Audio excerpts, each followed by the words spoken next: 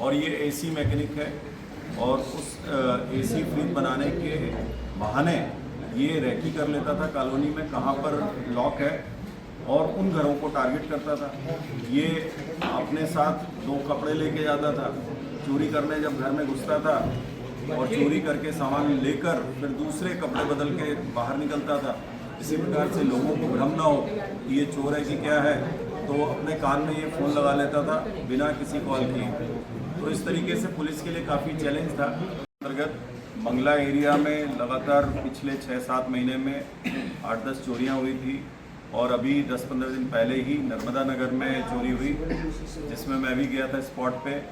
इसके बाद ऑलरेडी उसमें हमारे एडिशनल एसपी सिटी और सीएसपी सिविल लाइन और टीआई एसीसीयू और उनकी पूरी टीम ने पिछले 6 महीने से लगातार टेक्निकल इंफॉर्मेशन और ह्यूमन एंड जो हमारे बीट के कर्मचारी हैं उनके द्वारा कई बार ट्रैप करने की भी कोशिश की गई, रात में पकड़ा और पेंडर्स पकड़ने के बाद सारा माल लगभग 45 लाख का सामान बरामद हुआ है, जिसमें 250 ग्राम लगभग सोना है जो 37 लाख का है, चांदी 1 किलो लगभग 5 लाख की है और स्कूटी है।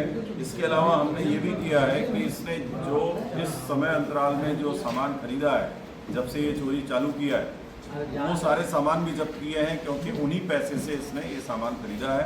तो सारा सामान भी बरामद हुआ है और साथ ही साथ में सोने चांदी बरामद हुए हैं। इसके अलावा ये लड़के के अंदर एक गेमिंग ऐप पिछले